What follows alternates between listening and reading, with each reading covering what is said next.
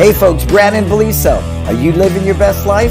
Welcome to another episode of Success Never Sleeps, sponsored by my studio, Kids Love Life Skills, and LC Accounting.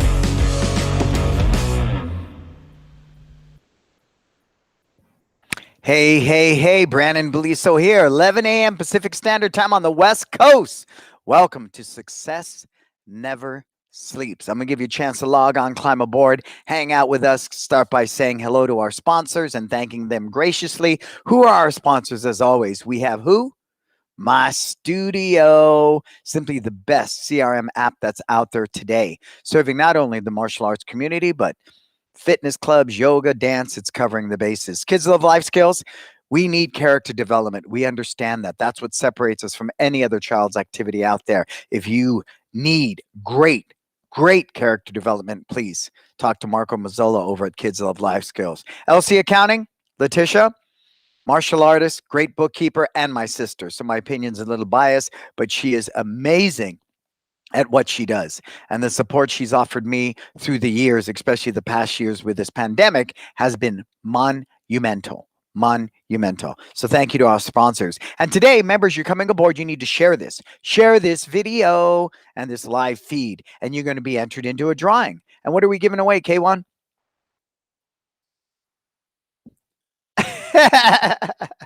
K1 at the helm, holding the fort down as always. What's up, Marco? How's it going, Marco? We're broadcasting here from the mothership. You know, we're wondering why, see, this is our green screen, and we're wondering why we can't do a green screen and be live yet. So we'll figure that out. Maybe I have to get a cool backdrop and put it behind me. But I like broadcasting here because the sound is good, and on most days, it rocks. So share this, and I'm giving away a 30-minute consultation with who? Me. Those 30-minute discovery calls are super powerful because I'm a critical thinker. I live by common sense, I'm streetwise, and I'm well-read. So those three things are the three legs of my stool that help me in my life. That street, you know, it's hard to teach street sense. It's just if you're streetwise, you know how to negotiate some of the most dynamic environments and some of the most violent environments. And I think that really taught me a lot, right? It went from a survivalistic mentality of I gotta watch my back, I gotta, get over on you before you gotta get over on me, to really harnessing it in a positive, engaging way to help me prosper and live my best life. So in that, I bring that to the table. Also, common sense, right? I don't have to stare into a smartphone or ask Alexa or anybody to figure things out. I like figuring things out. I like failing forward fast. I like making mistakes. So I think that's a big part. And then I read. I've read, and now I listen to a lot of books because of my time constraints, but I'm always learning. Constant. I love learning. It's a big part. So in that 30-minute discovery call, I think I bring a very unique way of viewing life and business to help you live your best life. Hey, Marco, what's happening? As you come aboard, please say hi. We're broadcasting live at YouTube as well. So as you climb aboard, share this with as many people as you can, and you will win a 30-minute phone call with me, Brannon Beliso. So I want to hop into something right away. Hey, Tish, what's happening? Me and Letitia spend a lot of time. She's my sister. She's the head of LC Accounting, but we'll spend time chopping it up. And I think we did a lot of that yesterday. Really, I call it discovery calls, as I shared. We spent the time really thinking about where we're going to move our business next, because we're a totally new business. And in the past year, the variables of virtual online classes, we're running close to 600 students. Outdoor classes, we're up around 150, 175, and that continues to grow. And now in Millbrae, we're going to be able to open for small indoor classes. Those are our three primary revenue streams. Okay, for the schools, plus paid private lessons. Those will never go away. Virtual paid private lessons, we're going to live and die by those things. Those are very powerful. So we've invented these new revenue streams. Personally, myself, the amount of webinars I've done, paid webinars, have been more than ever. We actually facilitated the virtual event It's Time Live Elevate last November. And so we've discovered these new revenue streams. So we're really evaluating our business and what that looks like. Right? And San Francisco, and I want to give you this story so you get all of this. San Francisco, we have 2 more years left on our lease. So the decision we've been vacillating with, do we close San Francisco and open up a little bit further south of Millbrae and begin cultivating a new audience? If Millbrae, we turned into $1 million school within 3 years, I believe it was. So if we can do that, it's kind of like we're going to lose money to make more money in the end. I was talking to TJ about that, how right now his dad's company is going to pay his dad to retire early, and they're going to have to dish out all this money until 2022, plus pay some youngin to come in and take over his job. So they're going to be paying all this extra retirement, paying this youngin for a couple of years. But what are they looking at with this youngin? I'm going to get you at a cheaper dollar for the next 20 years, where this guy's at the top of the pay scale. I can't really take him anywhere else. So they're going to lose money to make money. So that's part of our conversation right now. Do we close San Francisco when the lease is up and rebuild in another location, knowing from the data in Millbrae, we can create another $1 million school within 3 years? Do we do that? Or data I was collecting yesterday would tell me this: 31% of the rents have come down in San Francisco. So at first we had this huge exodus because people can work remotely and we're a pretty tech heavy community. But guess what's happening now? People are moving back to San Francisco because the rents are 31% cheaper. And through this pandemic, San Francisco has been a beast. Whereas pre-pandemic, San Francisco was lingering, Millbrae was building. But my analogy of that is this: San Francisco is an older business, and you can't discount that it's consistently, out of the 20 years, we broke $1 million in year 6 or 7. It's done pretty much close to $1 million for the past 7 years into pre-pandemic, right? So it's really held its own through this pandemic. That shows me data that the tribe and the community is very, very, very, very rich. It's sustainable. It's deep, right? The tribe in San Francisco is deep. So that's making me look at it in a different way. Everybody with me on that? Tell me that you're following me, because this is important. What I'm trying to share with you is the critical thinking that I go through when I'm thinking about what moves to make. I just don't simply pull it out of my behind and go, let's do this, right? There's a lot of thought that goes into that. And I'm constantly reading. So when I read that 31% of the people are because rents are 31% down, people are moving back to San Francisco in droves. So the next question is, are those people moving back to San Francisco singles? Are they families? Who are they? Who are they? And that'll be the next piece of data we're going to research and mine. I'm always big on mining data. You should always mine data. That's why you don't hire the first guru. You don't hire the first financial guy. You don't act on the first article you read, right? In the book Ranges, they talk about that. You want to take a challenge and look at it from 360 degrees. Look at it from every angle in the world before you make a calculated risk or a calculated choice. So we're visiting that too. But see, now's the time to go negotiate a new lease in San Francisco, because rents are down. Commercial rents are way down. I think Letitia said commercial rents are down 38%. So that's something else to look about. What would that look like to go back to the landlord right now, right, and take some of this second round of the PPP or some of this money we're getting back from the employee retention credit, taking some of that, paying some of the back rent, and then going at him, have a nice chunk of change going, hi, here's some of your back rent right here, buddy. Show you that if we can survive this pandemic, we've already been with you 20 years. Let's go back and renegotiate this lease, go down 35% on the current rent, and we'll give you another 10 years and lock it in. But I would do that lease with the guarantee of, if somebody buys this building, we don't lose our lease. It rolls over. Or this guy's going to have to pay me a shitload of money to move my business and help us through their own real estate people, get us a new location, move us, and pay all of that. So I would put all of that into the new lease. Tisha, make a note of that, because I was thinking about that yesterday. Hey, Sensei Mish. What's up, Jim and Connie? Jason, everybody. Hey, I see a lot of people sitting there watching. Please tell me who you are. Right? We are a group of people. We're a collective of critical thinkers. And I really want to know who's with us. So I'm sharing this with you because I want you to see one thought process. Hey, Conrad, this is my thought process, right? This is the thought process that goes with that. So we're looking at that too. But why sign another long-term lease if we can't make sure if they sell it, we don't get kicked out? If they sell the building, and of course, I have the first option to buy the building. We already had that in the previous leases, and we'll look at, maybe now's the time to figure that out, right? Maybe it's time to pull a rabbit out of a hat and try to buy that building. I don't know. So we're looking at, and then the other contingency was I had a long talk with TJ yesterday. TJ is my second, and he's the one who's going to take over the business, which is part of my master plan. Because as I fade out, I won't make as much money, but the money I make off these two schools, remember, they were doing $2 million pre-pandemic. So once we come out of this, all the data I'm gathering, once schools are open, people are flooding into these schools. There's waiting lists. Our outdoor classes for excellent kids are on a waiting list right now. What a trip, right? So I know when we're fully open and people are comfortable, it's going to blow up. So TJ will be taking this over. That's the goal.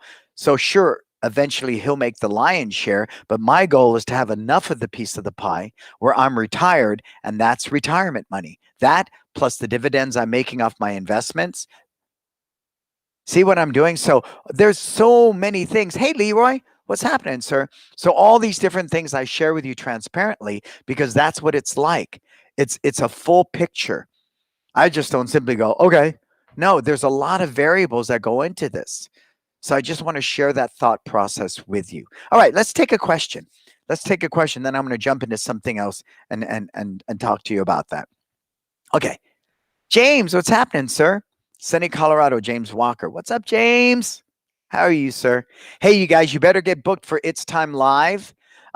Change, the 4-day event. There's only 20 spots. I'm very confident that by November 13th, we'll be fine. You know, if you have to wear a mask, all that. And if it doesn't happen, everybody gets a refund. Cool? But the 4-day event since 2015 has always sold out. Always, always sold out. And you know, I'm a pretty transparent guy. 3 spots out of the 20 are currently booked. So there's 17 spots left. And as that cultivates, you really want to be part of this 4-day experience. I think it's very timely, and timing is really, really important. Really important, really important. And when things are working, when you're doing the right things and living life, it's amazing how timing works that way, right? How fluid that is, how fluid that is. And so that's powerful. So I highly recommend November more than anything. And it is rooted around change. Because if you work with me, ask Jason, ask Marco, ask Conrad. I don't just work on systems. I don't just work on brand. I don't just work on culture. I don't just work on curriculum. I don't just work on leadership. I work on all of it. And that's, again, here's your business. You can't just attack it from one way. You attack it from 360 degrees. And being that versatile thinker, that critical thinker, is vital, vital for you to be able to succeed personally and professionally. And that's what I think makes that 4-day, makes the hair stand up on my arms. It's just very cool. Cool, cool, cool. Yeah, Letitia's going to be in Texas in April. You should try to meet with Letitia. Yep, yep, yep. All right. So give me the first question, Kayvon. Hey, Pamela, welcome back. What's up, Pamela? I see lots of people sitting in the wings. Come on, join us and say hi. Stand up and be counted. What you got for me, K1?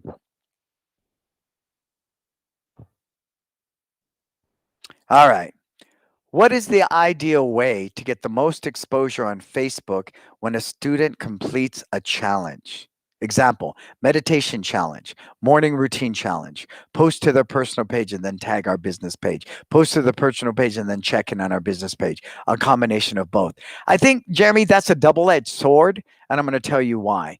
If you're doing a challenge so you get publicity out of it, I think that can become jaded really fast. We see tons and tons of challenges out there, don't we? Right? An example was that. What was the bucket challenge?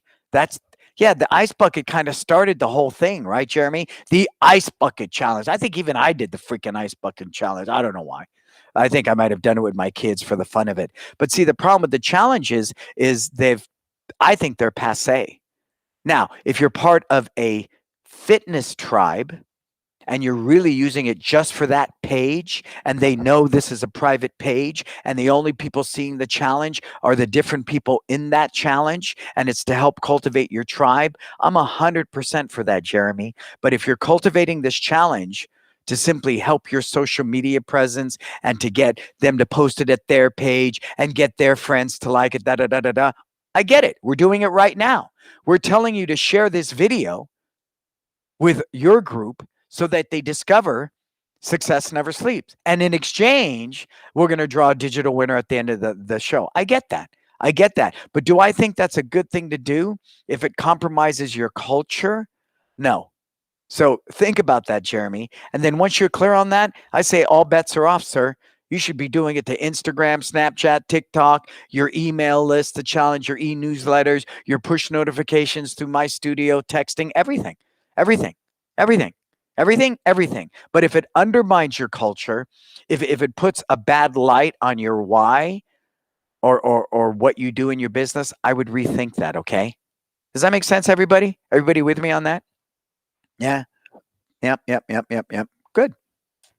Steph, you just got off your school bus. Yeah, that's right. Steph is like a master school bus driver. Don't mess with Steph. She's done competitions and everything, right, Steph? You've done competitions. Yeah. You drive around the pylons and do all that and back up. That's pretty cool, Steph. Steph's a warrior. Yes, she is. All right.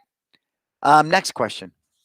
Yeah, thank you, Jason. Professor works on everything, including me personally. My wife said it the other day that since my having Professor in my life, my mindset has changed for the better. You know me. One time somebody dubbed me, Randy Reed dubbed me the master of the mindset. And I will admit that. When I broke my first million, I was what, 2006, 2007. I wasn't married yet, and I was still figuring my way, and I was just sharing that with K1 before we started the show that, I lost 38% revenue last year, and that goes on me. So I lost about $500,000 last year in profit, revenue to me, right? Revenue to me. And you know what? It made no difference in my life. I am a happier person. I am a more fit person, right? I dig challenges. So negotiating this past year, having to pivot, adapt, figure out virtual, all these different things, I welcomed it.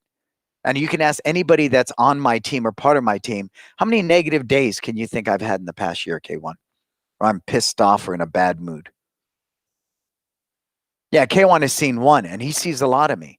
I just don't live that way. So again, my why, live your best life, has nothing to do with money or anything. Now, don't get me wrong. All the bills got paid. The team got paid. We're figuring stuff out. We're still good for another 6 to 8 months. And if we get the PPP and the ERC and all these things, we're still strong. But I've said it a million times. My self-worth, my happiness is not based upon money. I know that's weird. I grew up dirt poor where money was guilty. Money don't grow on tree. What do you think I made of money? I wore my dad's suit to my high school graduation. Don't get me wrong. I'm big on making money. I love making money. That's fine. But it doesn't define me. It doesn't define me. So that's really, really important in all this process through this pandemic, that if you live from purpose, like Jason's saying, that he's a happier and he's changed his mindset. If your mindset is rich organically, you will figure out how to make money. Money will be the byproduct. But on the worst days where I have to refund somebody back because they're not happy or whatever, or we're having months like this, guess what? I still have me. And I still have my team. I still have my family. So all that cultivates to what really makes me rich. And the byproduct is money. So be mindful. I think the pandemic has really taught me that. I was sharing with K1 before this broadcast. I have never lost $500,000 in a year. Never, never, never, ever, ever, never, ever, ever, never, ever, ever. But as Letitia shared with me yesterday, we've moved Brannon Beliso away from my other businesses. So Brannon Beliso did pretty decent last year. You got to give me that number, Tish. Letitia, I want to know how Brannon's business did separate. And then there's Kids Love Life Skills, and there's still my stock investments. So there's other things, out there for me. So I say that's just within one martial arts business. But the fact that we're standing and we're coming through this and coming out of this, it's good. It's all good. It's all good. And that's the cool thing. So I'm really big on cultivating your mindset. So if you choose to come to It's Time Life Change or work with me, that's a big part of it. If all you're going to ask me 24/7, 365 is how to get 10 more students, we are not a good fit for each other at all. At all. At all. All right. Next question, K1. We're off to see the wizard. Everyone ever did? The one. Chris, thought. Running classes in 2 locations, private Facebook groups for each location, so targeted posts and messaging can be done, or one family and friends group for the whole club. I see pros and cons each way. Chris, first let me compliment you. I'm going to compliment you, Chris, because I'm glad that you're looking at the pros and the cons, right? I'm a cheerleader. I'm a rah, rah, rah positive guy. But the yin to the yang, the balance of that, Chris, is anytime you make a choice, you look at the pros, you look at the cons. If you want to go a little deeper, everybody, do the SWOT analysis. Look at the strength, look at the weaknesses, look at the opportunities, and look at the threats. Okay, that's another variable of that: strengths, weaknesses, opportunities, and threats. And when the day's done, if the pros outweigh the cons, sometimes I still don't move on it, right?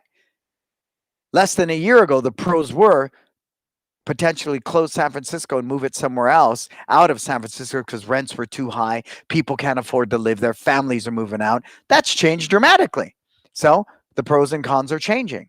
So even that sometimes, well, hey, Jason, what's up, sir? How's it going? All my morning classes ran long. That's okay, Jason. I am grateful you are here, sir. I'm grateful you're here. So here's how I would do this. Number one, keep it separate because sometimes the language is different. Here's a classic example, and I did this yesterday, okay?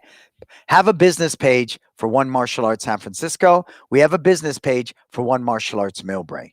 Remember, these are cold leads. These are people just looking at martial arts in San Francisco. I know for a fact, my wife taught me this. If we're looking at a potential employee to hire, guess what we do?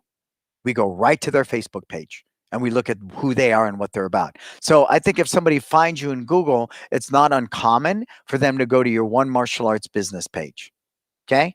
San Francisco, or One Martial Arts business page, Millbrae. So those are separate. Now, you should also have two other separate pages: One Martial Arts Friends and Family page, San Francisco, and One Martial Arts Friends and Family page, Millbrae. So what goes on those pages? Here's a classic example. Hey, it's raining today. So classes need to be virtual. You need to do makeup classes with a 15-minute complimentary private. You see? That's going to go on our friends and family page. Does that need to be on our business pages? No. But here's something that goes on all four pages. San Francisco is moving to a different outdoor location, which allows us more hours and other things. So yes, I will definitely put that at the One Martial Arts San Francisco page and the One Martial Arts Friends and Family San Francisco page. Why? That affects both audiences. If I'm thinking of training with you and I know you're moving to another location outdoors with more hours and I'm an outdoor person, that might be the factor that makes me make the choice to sign up with you. If I'm friends and family, I need to know that information as well anyways. Does that pertain to Millbrae? No, it doesn't. Not at all. Because San Francisco's outdoor location and that movement has nothing to do with Millbrae. Millbrae, we just found out we could do limited indoor classes. So guess what? I shot a push notification out through my studio and an email asking who's ready to come back to indoor classes so I can make the schedule. Does that affect San Francisco? Not at all. Not at all. So I post that at the One Martial Arts Friends and Family Millbrae. Am I going to post that at the One Martial Arts business page for Millbrae? What do you think? Am I going to post that at the One Martial Arts Millbrae business page that we're now going to be offering a limited number of indoor classes? See if somebody's got it. Put it in the comments. Put it in the comments. Ivan, what's up, sir? Up in Canada. How lucky are we? How we have Canada and Texas and Florida, right? We got people from all over. Indianapolis. It's super cool. All right, so come on. We're going to now be offering indoor limited classes. Do I post that at the One Martial Arts Millbrae business page? And we won't even talk about updating the website. That's a whole nother subject. Anybody? So more than that question you're offering me, in that, I want to share you again our thought process, because the big part of this show, Success Never Sleeps, is helping you become a critical thinker, become a thought leader, right? That's my goal. It's not simply to spew my rhetoric and get you to buy into it. Not at all. My goal is to help you think. So do I post? We're going to be now offering limited indoor classes in Millbrae. Somebody, come on. Who's going to step up there? Gimme, gimme, gimme, gimme. And for anybody else hanging out in the wings, I see it up there. You're just sitting there. Talk to me. Say hi. The second pandemic was the negative mindset. Yeah, I agree with you, Conrad. Absolutely. Nobody's got an answer for me, K1? Can you scroll? No, nobody put in anything, huh? Are you still there? Is everybody still there? Huh? I would post so pretend, yay, Kat. Now you're thinking, Kat. Offer to current students first. Okay, so see, I love this. Pat, Kat, Pamela, you were both right.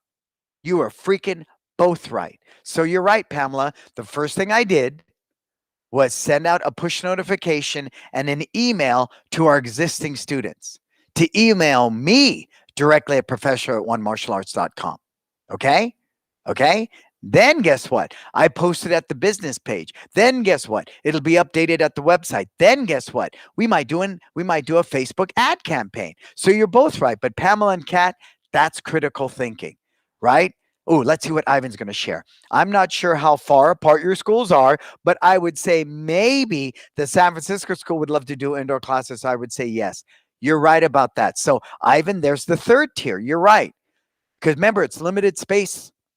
It's limited space. Now, the one thing we were discussing, because I asked TJ about this, he's in San Francisco. They're happy with virtual. They're happy with outdoor. The indoor movement we were getting in San Francisco during the short time we were open was very small. Very small. But make no mistake, being a new business, our four primary revenue streams will be virtual, outdoor, indoor, and private lessons. Because our private lessons have quadrupled. Paid private lessons have quadrupled. We're doing private lessons in Florida, up in Oregon. We're expanding that net now. We're going to do just a page for virtual, and we're going to hit all these areas that are tech heavy because tech people embrace virtual. It's not a big deal. Tech heavy communities all over the United States and tech communities where they invest in their children in higher learning. We're going after it big time, big time, big time. Yeah. Yep. So see, everybody is right. But if we look at that thread, write down Kat's answer, Pamela's answer, Ivan's answer, and Jason, all of them, and then put it all down on a paper and strategize how you roll it out. First step, push notification email to existing students in Millbrae. Second step, I would say let's add in San Francisco because we might have some indoor students that are currently on hold in San Francisco that would be willing to come down here for an indoor class because we have them coming to the outdoor class on Saturday. Good. And then third step, I would share it with our Millbrae business page. We'll update it at the website. And then last but not least, we'll do some Facebook ads. But I'm confident with the limited space, those classes will fill up very quickly. Millbrae was doing pretty good with some of our beginner and excellent kids classes. So all of that's correct, you guys. It's just how do you roll that out? Good stuff. Good stuff. Good stuff. Good stuff. Good stuff. Yeah, you're watching here live at YouTube as well. Super cool. All right, next question, K1.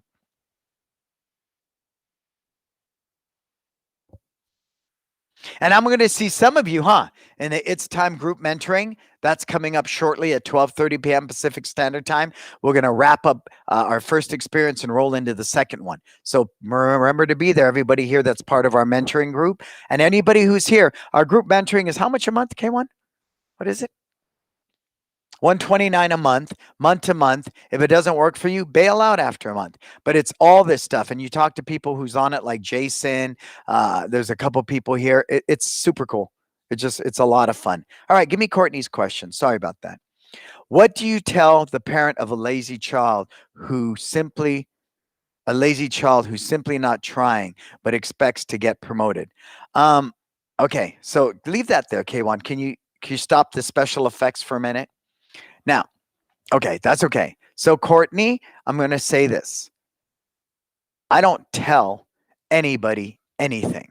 Okay, I want to put it at you because if I have one finger pointed at you, I have three pointed back at me. And what I hear in your sentence is your frustration.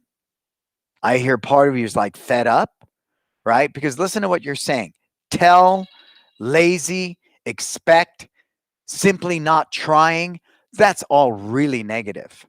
So I'm going to ask you to shift your mindset. So if I was to reword that, how can I support and motivate a child so that they help fulfill our values and clear goals so that they earn their next belt? And if I do that, Courtney, what I offer myself is empowerment, positivity, engagement, investment in the relationship, right? Imagine if I said this to the parent. How do I tell you that your child's lazy and they don't try and you expect me to promote them? Would you ever say that to the parent, Courtney? I don't think so. You would never say that to the parent, right? So again, if you reworded that, there's so many different ways to reword that, right? Oh, James is saying I didn't get the link for the meeting today, K1. He'll resend it again, James. Make sure we have your right email, okay, James? Because if that happens, I know K1 posted the Zoom link in the It's Time Mentoring group page, right, at Facebook. So it's there as well, sir, in our It's Time group mentoring page. Go find it there as well. So again, being the master of your mindset, how can I be proactive and get a positive result from that situation if I'm telling people your child's lazy? They simply don't try, and you expect me to promote them. I mean, that's fundamentally what they're saying in that sentence. Would anybody agree with me? Right? So I'm going to challenge you on that, Courtney, okay? I'm going to challenge you on that, Courtney. So I would reword that. How do I inspire and motivate this child with clear expectations and goals so that they fulfill our why and they get promoted and they earn that belt? I think that's how I would promote. I would uh, encourage you to look at that, Courtney. Then I would go back and say organically, what do I have in place? So I set clear expectations. Now, the thing about clear expectations, I want to tell you, my clear expectations are based upon serving my parents and kids. Super important for me. I want to make sure that I'm fulfilling their needs within my own values, right? And the vision for my culture and my business and my why. Please make no mistake. It's equality in the relationship. I don't kowtow to my customers because they're paying me, nor do I sit on my high horse filled with ego, demanding that they do what I say. No, no, no. It's a relationship of equality, right? It should be a relationship of equality. Cool, Courtney? So I know that's a roundabout kind of question, but I really want to offer you that critical thinking. If you shift your mindset and think about it differently, I believe you'll have a more positive outcome, whether that student stays or not. The outcome will be positive. The experience will be positive. And if that parent decides to quit, they will still walk away with a good sense of about who you are, what your culture represents, and the experience will be much better than telling lazy kid, expect.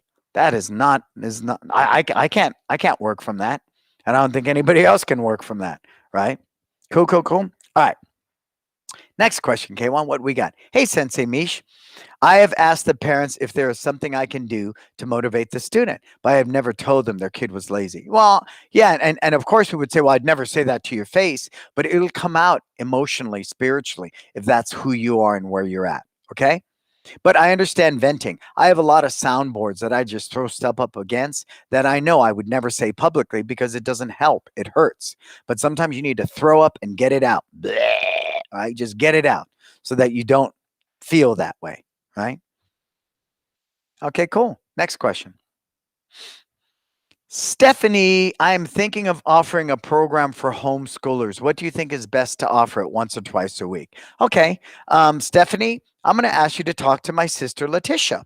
Right, we've had these conversations. She does homeschooling. She's in a co-op. I think they need physical education every day, every day. But I would say it reasonably depends upon their class structure, their syllabus, and what it is that they need. If you're going to go to a homeschool audience, all right. And I've learned this in your community, Stephanie, I want you to do all the data mining that you can possibly do on this homeschool.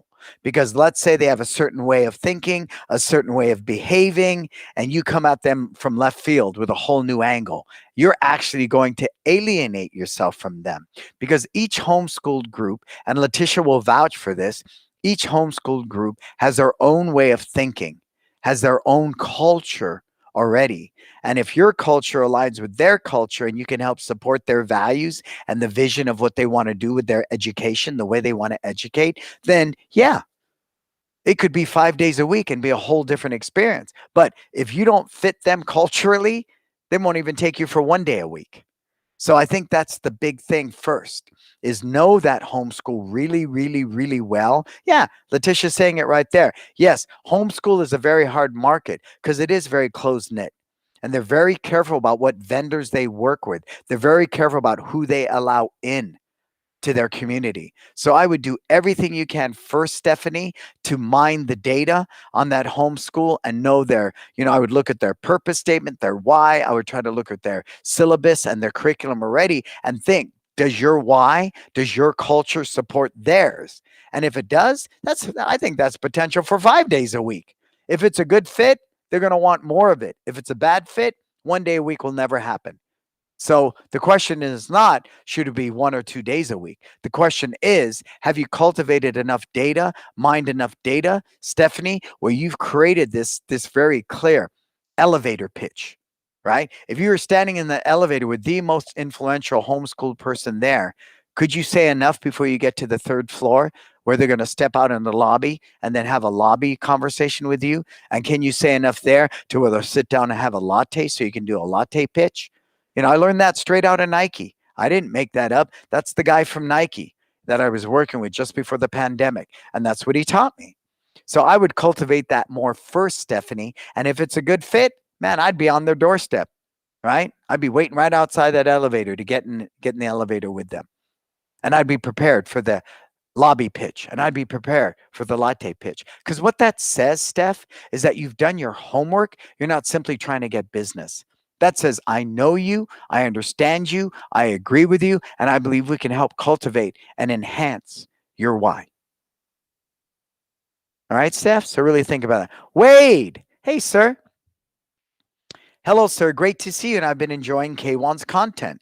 My question is, do you have social media marketing manager or do you do it yourself? When do you do social media, and do you have a My Studio landing page link? I like your free paid trial page. That's a good question.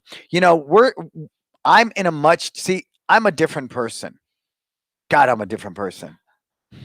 That's all. Wade, I got to start with that. I know, right? Okay. So, Wade, I have a full time social media person that only works with me, K1, and I don't think too many people can handle me, right? Secondly, I have Chris Yango, a full time website person.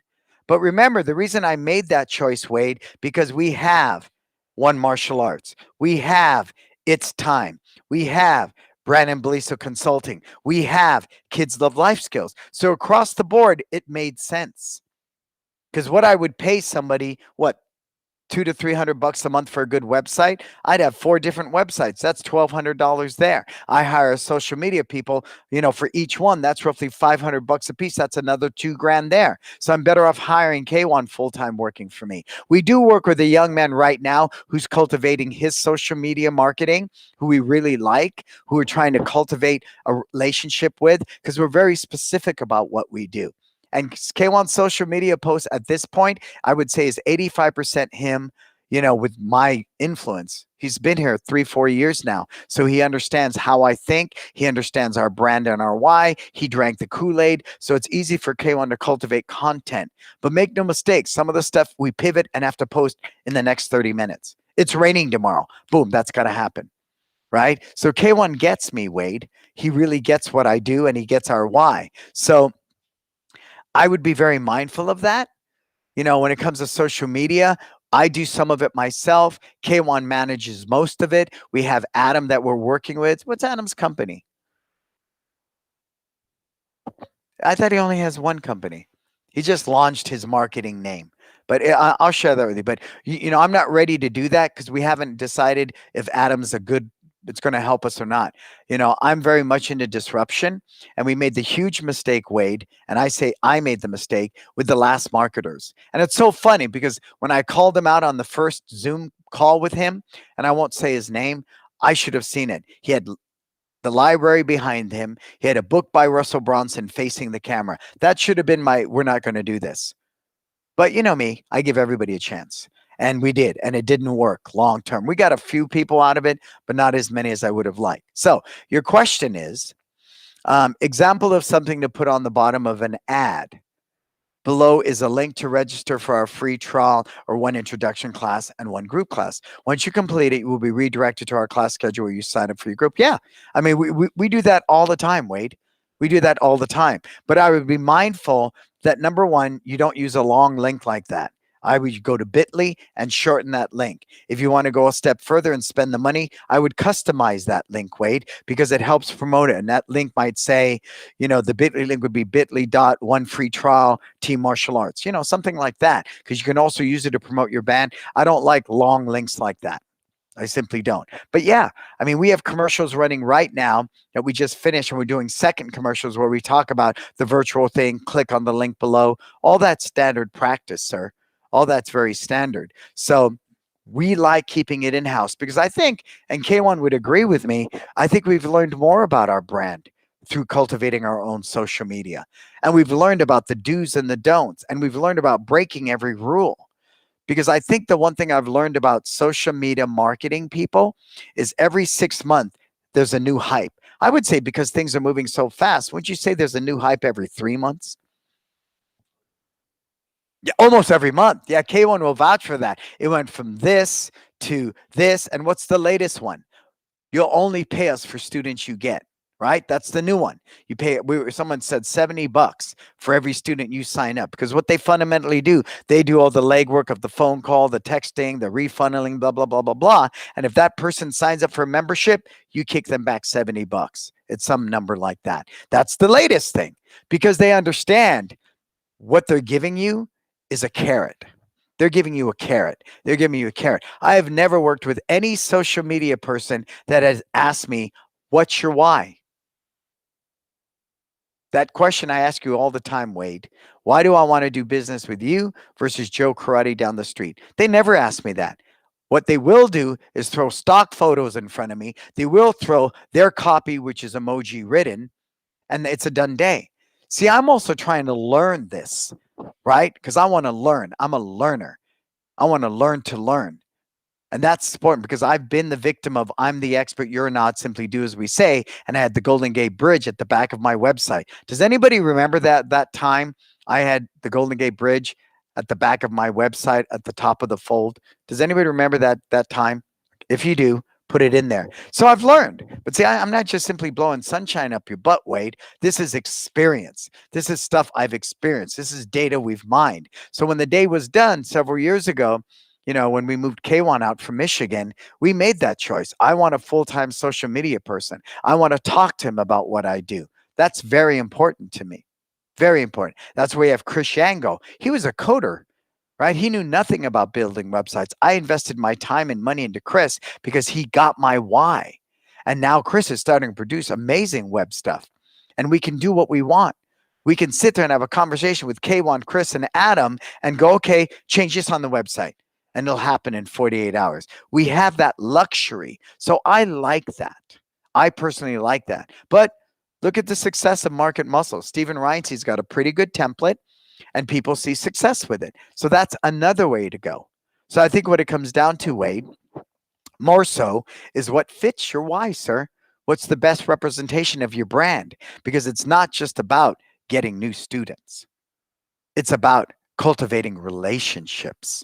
And I would rather do a social media post on our brand and our why that's not about here, take action, CTA, right? Call to action. Not even have that. Where I know organically over time it's going to create better relationships and get us a longer term student because they're invested in a relationship. Right. And that's why I think San Francisco is doing so well through this pandemic, is the majority of people staying, they've had relationships with us for a long, long time. Right. Cool. Take a deep breath. Let's thank our sponsors, K1. Okay. So our sponsors are who? My studio. Love my studio. I love to. He's my brother. He's a good Christian. And what he does with my studio, they're not afraid to make mistakes, get egg on their face. I love that because that's disruption. Kids Love Life Skills, we're still working out subscriptions, but like a good wine, we won't let it out before it's time. We're all working hard trying to run schools and pivot and cultivate Kids Love Life Skills, this new subscription with social media posts, with your own partner to help you coordinate, with all these different things that we're cultivating. And especially through this pandemic, I've been in the trenches hard for the past year. So I understand more about small school in today's climate, right? And somebody posted that recently. All of a sudden, as we're coming out of this pandemic, all these gurus are coming up ready to take you to the next level. No, no, no. I've been here consistent with you from March 16th, learning it's a brave new world. All bets are off. The way we marketed a year ago, the way we ran our business a year ago, all bets are off. So these guys that are coming out of the woodwork trying to sell you 1980 stuff that's repackaged, I agree. It's BS. It's BS. And they're all there all of a sudden. They're all there all of a sudden. You know why? Why invest in a school that could be closed 3 months from now? None of them wanted to do that. So what do? Like I don't want to say.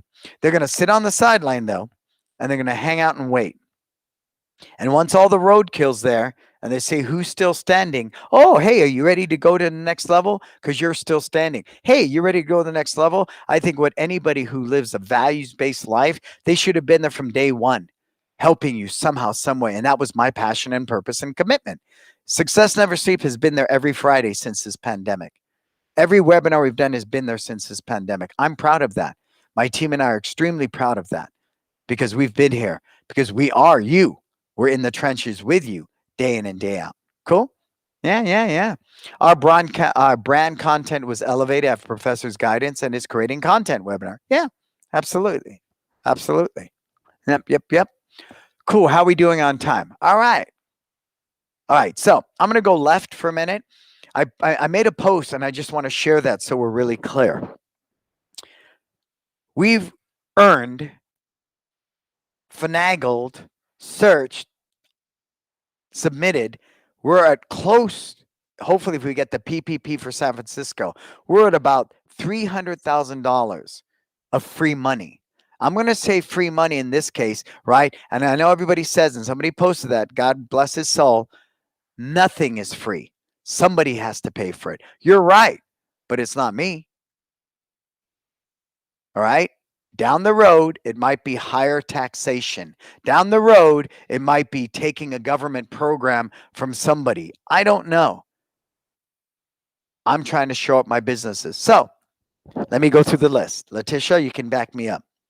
$10,000 EIDL has been totally forgiven. Taken off the books. We're just waiting for the refund on the 2 payments we made. First PPP for both locations, completely forgiven. Done day, right? We're a little over at that point. Ooh, 160,000. Second round of PPP.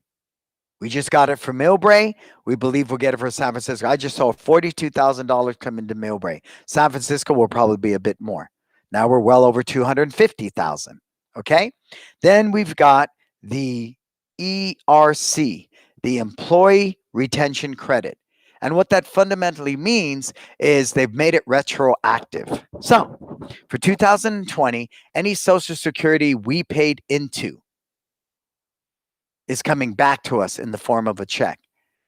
After minusing the PPP, whatever payroll the PPP paid for, I think we got 2 quarters for each location, something like that.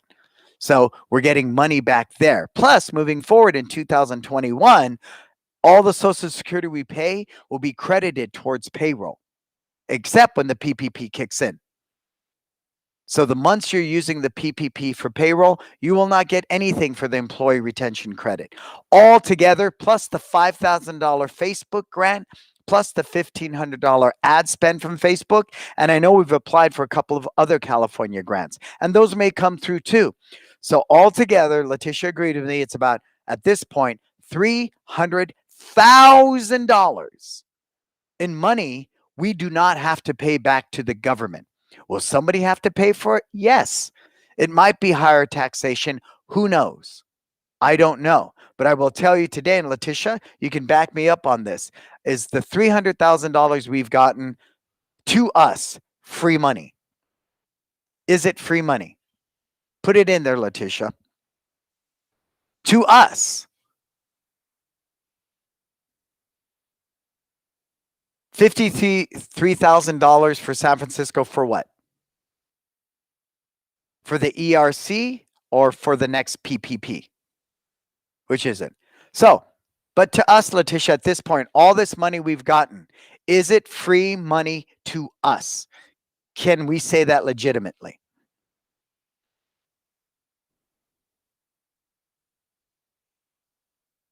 Because I want to know. And don't get me wrong. We have mined new revenue streams with our webinars. We have mined new revenue streams with outdoor classes, virtual private lessons. We have mined new revenue streams based upon our values in business. But if anybody out there is not utilizing the PPP, EIDL, the grants, and this government money, I say from a business perspective, that's not a good choice. I don't think it is. I don't think it is at all. And it has nothing to do with my value system at all. I have good values, and it's smart business and good values to be mining this money that's out there to support you, right? Yes. Thank you, Letitia. So to us, it is free money. It took a lot of work, a lot of research, Letitia filing all this paperwork, but in essence, it's free money to us. To us. To us, it's free money. So please be mindful of that. I've heard people say, no way, I ain't taking no government handout. That's silly. We're in a pandemic. This is great money to shore you up. And if the government's supporting us, and I saw the new one, and I have Letitia looking at that, forgivable is a better word. Yeah, forgivable, right? We're forgiven. But the bottom line, if I don't have to pay it back, it's free money. But we will. Kumbaya, my Lord. Kumbaya, I'm forgiven. Kumbaya, my Lord, I'm forgiven. I can say that. I like that. Write that song down. That's cool. New version of Kumbaya. So forgivable is a better word. But the bottom line is somebody will have to pay that money, whether it's the government or taxation or whatever they do, right? PPP, the ERC, you're right. So with the ERC, that's money we paid into, right? And then we don't have to pay back again. You're right. That's Social Security I paid into. They're simply giving me back that money to help shore up my business because I kept people employed. I love that, Letitia. Is the money we already paid in, and then we don't have to pay back again. But for me, it's free money. That's how I look at it, right? Yep. And the reason, and it's helped out tremendously. The reason I say this, folks, because somebody said, well, I didn't apply for that money because, I'm not taking a government handout and da da da da da. Okay, more power to you. But the bottom line, if you can get money back you've paid in with the ERC because you paid that Social Security, why not? Down the road, would they raise Social Security or increase minimum wage or do something to recoup that money? Sure. But what I'm living in is in today. I'm telling you, great businesses. You know who got the PPP? We're down with OPP. Tom Brady got the PPP. Freaking Tom Brady, who made, I think, with all his bonuses and the Super Bowl, I think Tom Brady made upwards of $37 million. He got almost $1 million in PPP money, and people are giving him crap for it. But, it's smart business, people. It is smart business. So don't sit there on your self-righteous high horse going, I ain't taking that money. I ain't taking no government handout. Hey, I was a kid on welfare and food stamps. When you're freaking hungry standing in line at the dented can food store with your little colorful food stamps, getting some Spam and some bologna to fry with some rice and eggs, hey, you know what I mean? You got to do what you got to do, and it's smart business. So hopefully every one of you have gone to Letitia, and she's helped you get the PPP, the ERC, and whatever else you can help. And I'm going to say this why, as we get to the near of the show. I was in the parking lot, tearing down from a class, and we had this bicycle group coming in, and it's one of these local franchises. And I told them, isn't it exciting? We can open up for indoor classes. Are you going to open up for indoor? You know what they told me? No, we're closing. I said, what? Why are you closing? Well, I'm so far in debt with the rent, yada, yada, yada. And then I went on to say, did you apply for the PPP? No. Oh, Did you know about the employee retention credit that they just launched? No. I'm going, let me get this straight. The franchise never came to you as a franchisee and supported you on applying for the PPPs, told you about grants or different things that are out there? She said, no. I said, wow. Okay. Okay. And now the new one we saw, and I'm having Letitia look at, they're looking at a stimulus for gyms, just for gyms. And you know what? My business license in San Mateo says I'm a freaking gym. My business license in San Francisco says I'm a gym. So maybe because we've been closed the longest, we might even get another stimulus. Wouldn't that be cool? But I bet what they're going to say, Letitia, and you might agree with me, I bet they're going to end up telling us that if you got the PPP the first or second time, you can't qualify for this stimulus. I don't know. They might. But the fact that we've been labeled a gym and closed the longest, maybe they're going to say, even though I know you got the PPP both times and the ERC, but you guys been closed the freaking longest. So here we go. We're going to give you this stimulus money, right? Are we going to look at that? You know we're going to look at that. Absolutely. So yours truly out $500,000 last year. Oh, but here's this $300,000. Yes, I paid into the ERC. I get all that. But I'm looking at, okay, great. Now I'm only down 200 grand for the year. Smart business, people. So be mindful of that. And that's what I'm really trying to do to help with the small school owner is to get you to stop. And I'm going to say this, and I'm going to be derogatory. Stop thinking small-minded. Apple started in a garage. Disney started in a garage. Facebook started in a dorm room at Harvard. But they were always thinking, how can we scale and monetize and move this, right? How can I do that? Think big. But again, don't have champagne taste on beer bottle pockets. The goal is to get debt-free at some point. The goal is to move that needle and create a business that works for you, not you working for the business. Cool? Right. Yeah, probably, right? But we don't know yet. We don't know yet. We simply don't know. So we're going to keep looking at that. And that's talk. That's what's going on right now, right? That's going on right now. So you want to be mindful of that. And I love how Biden, the administration, has moved small businesses to the front of the whole stimulus package, right? They made small businesses a priority. Let's get their PPPs done. Let's move them. Let's move them. I think Letitia said you did one PPP in what, Letitia? 7 days? Someone's PPP in a week? That's pretty cool. That didn't happen the first time around. So yeah, they're definitely pushing small businesses who are applying for PPPs now, move that needle and move it forward. Cool? All right. Any other questions today? I got 2 minutes. I don't want to. I want to make sure I serve everybody. Did I miss someone's question? K1. How about Fred? Did I take care of Fred? You'll do it next week. Plug him in. Let me see if I can serve. Quick question. Whoa, see that? Does a pre-karate program age 3 to 5 like your Excellent Kids class have to be a black belt? No, absolutely not.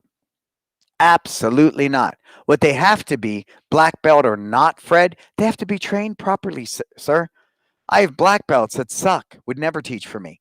I have people that are trained well that could absolutely do an Excellent Kids class. I think the big thing, if you look at our Excellent Kids program, which since I've been teaching it really hard for the past year, it's moved to a full parent participation class. And our numbers are spiking. We have waiting lists in San Francisco for Excellent Kids. Ask K1, the outdoor classes for Excellent Kids in Millbrae, they're freaking nuts, right? We're averaging 15 to 20 kids a class. It's crazy. But I think what I love about it's morphed into this, the parent manages the kid. So we talk more to the parent than we do the kid in many ways. So it's become this unique culture. Because if I can talk to the parent as a parent, super important. But like TJ said, he made it very clear. When you write out your content, make sure you make it so the 18-year-old can talk to the parent. The non-parent can talk to the parent. Absolutely. When I write a system, I don't write it for me. I write it for the lowest common denominator, a high school kid, to deliver this system extraordinarily. So that's what's taking me so long with my Excellent Kids program is I'm cultivating all this new content. and new delivery and execution. Oh, it's going to be badass. And it'll always be a full parent participation class. A full parent participation class. But do they need to be a black belt? Absolutely not.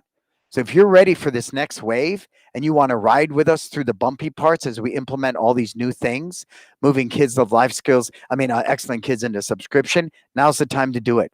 You can beta test it with us and get on board, Fred, because, I'm excited because I teach it, you know, every day now. So I know what it's like. And virtually, no brainer. No brainer because that parent's on that camera with the kid the whole time. So our excellent kids classes are doing really well virtually as well. You can't leave a 4-year-old in front of a device. A 4-year-old with a parent? Absolutely. Absolutely. And now we're going to look at potentially moving that needle down to 3-year-olds, Fred. 3-year-olds can do excellent kids because the parent's supervising them. Why do I say that? Because I'm just pulling it out of my butt? No, because I teach a class every Saturday that has a 3-year-old in it. And I'm watching that 3-year-old excel and thrive and grow in excellent kids because the parent's there to supervise them. It empowers the parent. We're instilling that life skill in the parent as much as the kid so they can take that home. Because if what we teach somebody only works on the mat, we failed as an educator. What we teach that kid on the mat should translate at home, should translate in a car, in a restaurant, in Target, anywhere they go. So by having that parent in the class full time, they get exercise, they have fun, and it's a good day. Don't make the parent wear a uniform. We are going to cultivate a t-shirt though, so they feel like a team. So when the kid and the parent come to an excellent kids class, they can wear their t-shirt and the kid wears their uniform or their uniform with their pants and their belt. It's really wise that a kid wears a uniform in excellent kids so the parent can put the badge right on their lapel right away. That's super important because the badges should go on the lapel where the kid can see it and the parent can see it and we can see it. So all three of us can reference it. Johnny, I see that focus badge on your uniform, sir. Can you show me why you earned that focus badge while professor's talking? So it's super powerful. You want it on the lapel of their uniform. So we really want the kids to wear that. Super cool. And maybe down the road, we'll create a reward system for the parent too. Imagine if the parent could get the focus badge as well. Wouldn't that be fun? Right? It would be fun. It would really be fun. Yeah. Yeah. Yeah, you're going to be really fun, Kat. Yeah, Jason, we have a 3-year-old in our Excellent Kids program. Cool. Cool. And it's only because the parents involved that needle's really going to move. So it's a good time. All right, so let's wrap this up because we want to eat a quick lunch before we hop onto our It's Time group mentoring webinar, where we're going to review our first experience and hop into the second one, how to define your values and vision. Ooh, just makes the hair stand on. You can hop into it anytime. It doesn't have to be from the beginning. It's like rotating curriculum. You can come into it. It's only $129 a month. It's a very intimate private group at Facebook, as well as having me personally on board to mentor you in that program. Cool. All right. So let's thank our sponsors, My Studio, Kids of Life Skills, LC Accounting. Thank you for the love. And we have a winner. If you shared this broadcast, you were entered into our drawing for a 30-minute discovery call with who? Me. Today's winner is, who's today's winner, K1? Leroy Taylor. Leroy, are you still with us? I saw you at the beginning of the broadcast. Leroy Taylor, tell me that you're here. Pamela, no, thank you. You contributed to the conversation, Pamela. We are a collective. That's why we're called the disruptors. We're critical thinkers. We're thought leaders trying to figure out in this brave new world, because it's a whole different world than it was a year ago, how to be happy personally, in our business, in our relationships, and everything. Because people say all the time, it's not personal, it's business. No. You're a small business owner. If you're teaching and your kid's over there reading a book, hanging out in the school, it's very personal, right? It's very personal. Leroy, you still with us, Leroy? Leroy Taylor, you are today's winner, sir. You are today's winner. Congratulations, Leroy. Everybody give Leroy love. If I can't celebrate someone else's success, then I can't celebrate my own. Because if I don't learn through habit to celebrate your success, I'm envious, jealous, and resentful. No room for that in my life. None. But I suffer from the condition of being human. So anytime it rears its ugly head, I'm resentful, I'm envious, I'm jealous. You know what that tells me? I'm not doing the work. I'm not living my version of success. I'm not moving that needle to get there. That's all that says. So I celebrate everybody's victory so I can celebrate my own. Cool. All All right. Thank you, K1, for holding down the fort, doing what he needs to do on that end, throwing in his graphics, doing that groovy stuff. Thank you to everybody. Give yourselves a big hand for being here today. I am Brannon Beliso. Until we talk again, go out there, live your best life.